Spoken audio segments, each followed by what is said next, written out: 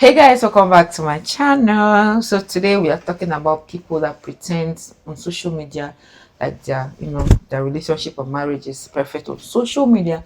Meanwhile, inside, inside the story is not something you want to even hear. So this one is lending a voice. I think People that talk about how we'll look at two perfect their videos that marriage speak is, into this. it's because it's not. So I know we've all had a coworker or someone we know brag about their husband, their wives, about their lives, how perfect and amazing everything is, right? And it's like almost the first thing they fucking tell you. When people do that to me, I know they're full of shit. Like, I already know from experience. I'm like, why are you putting it out there so fast? Why are you trying, like, and then a couple months pass by, they get comfortable and they start telling you how they fucking hate their life, how they hate their husbands, how they want to leave their husbands, how this and that. And it's like, what happened? Like, just 2 months ago, you were telling me how fucking perfect everything was. People who are doing good don't need to be telling people they're doing good. Like, they don't. People that have healthy, good relationships don't go around talking about their good, healthy relationships. Okay? Like, it's almost obvious when someone has a good relationship. And I know you guys know what I mean. Like, you could tell when someone's happy. And you can tell when someone's not, no matter what the fuck they say. So, it's just so funny to me because it's happened to me so many times where I'm like, they say one thing and then ends up being the complete opposite. And I'm like, why you gotta lie? Like, just don't say nothing. Like, no one's asking you shit. Just don't say nothing. Be like, yeah, I'm married, I get kids. Yeah, fine, whatever. It's the same thing like with social media. Like, people that overly post their partners, like they post their wife every day. Like, oh, I love my wife. I love my wife. Like, that's fucking weird to me. It is weird to me. Because why are you doing it so much? And then those are the same people we find out later on that were fucking having an affair for years. Like, that's why you were doing that, huh? That's why you're trying to fucking make it seem like you're perfect when you're not. I just don't see the need. Just shut the fuck up. No one needs to know your business. If you're happy, you're happy.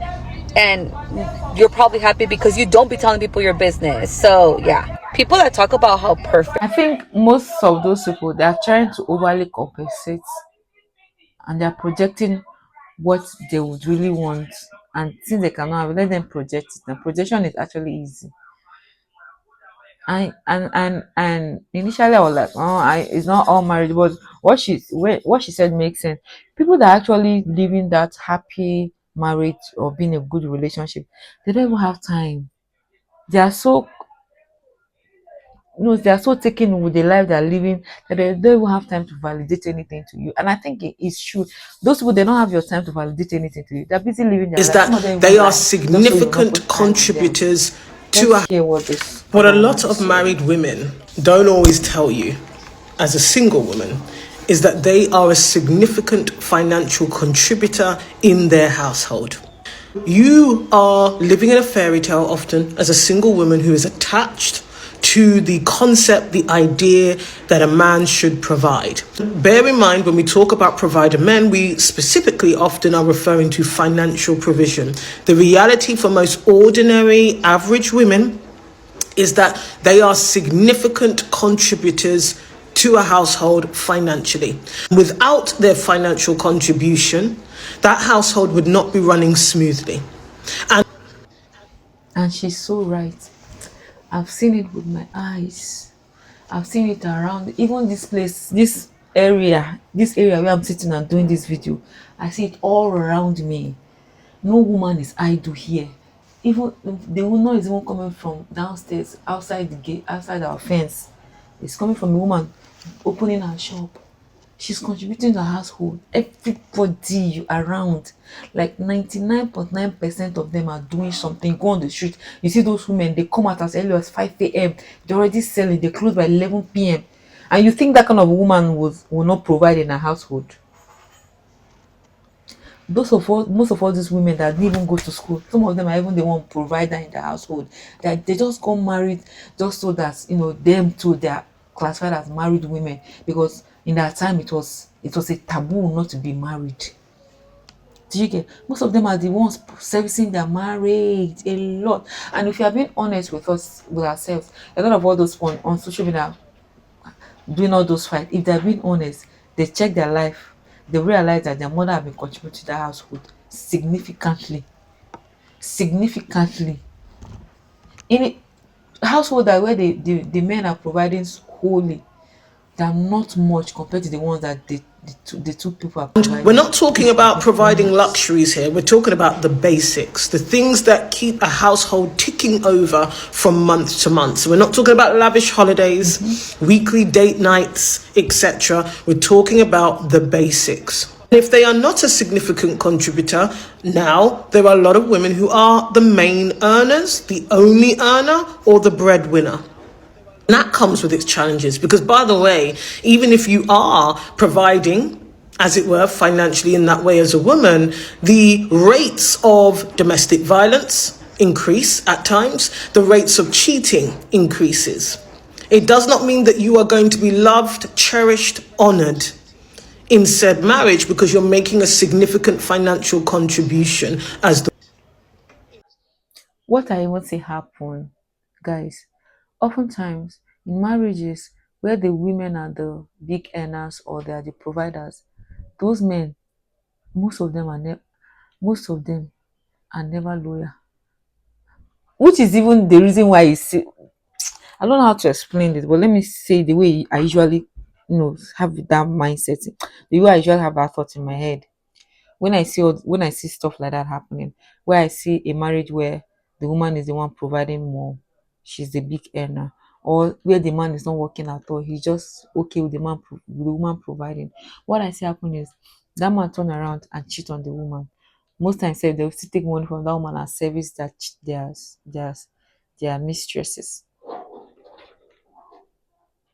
And men like that, those are men that they don't have self-worth. They don't understand what it means to be a man. And that's why they're even willing to be comfortable and allow a woman to be the one providing for the household. And that's still okay cheating on the woman. They don't even care. Men like that, they're not even worthy to be called men because they don't understand what it means to be a man. Those are the men that they're okay marrying a woman that's earning less than. I'm not saying marrying a woman that earns less than you is bad, but oftentimes when you see, in most cases, men that are okay with that, check their life, check their life, check their life. This is not a case of, oh, I found my person in whom I'm well pleased, even though she earns more than me, but I'm still the man. That's not the case. Let's check the comments and see what the people in the comments are saying. He pays for everything, meanwhile, it's just the bills.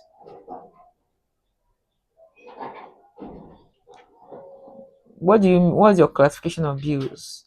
Majority of these big women influencers who are married are the breadwinners. Yeah, social media money is big money. Social media money is big money. So there are some men that no matter, see, their money cannot compete with that money. So of course, and that kind of woman, will she be getting that money and be keeping it and allowing the man to spend the little that he's getting? I don't know if you guys get my point. So that's a different case. To me, that's even a different case. But I just hope that some of those men are appreciative of that. Some of them become wicked. I found that a lot of married women also buy their own rings. Hmm? Really? Is it that bad? No. I've not thought about this one. A lot of women buying their own rings. But it actually makes sense. You are right. You are right. Because some of the men don't even care. Some of them walk around with a ring. So it's the women because they want to have that indicator that I'm married and to also form that, oh, I'm finally been choosing. They will go and buy rings for themselves and wear by themselves. So yeah, yes, come to think about it, yes. In addition to their financial contribution, they are significantly more educated. They apply for jobs for their husbands, help them run businesses as unpaid and administrators, etc. Mm, this is true.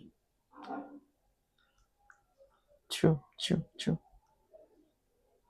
true, true. It's where the man lives, we hear the truth. Yeah, this is usually the case. It's often when the man leaves that we get to hear the truth. Hmm. Hmm. Things are happening. That's why I never idealize others' relationships. Most people put on a facade and behind closed doors, it's hell. Yeah, true. Hmm. My heart goes out to women in these cases. I work in healthcare and have seen it with my own very eyes. They will be doing overtime after overtime shifts and carrying their households. I learned this very early in my early 20s. And this is sad. I just wish that we as women will learn to choose right. Even if we are earning right, choose a man that will appreciate it. There are men that appreciate it a lot. You see them, when you see them, even you'll be proud. You want to even earn more because of the appreciation coming from the man. Wow. I wish everyone the best. Guys, see you in the next video. Don't forget to like and subscribe and take care of yourself. Bye.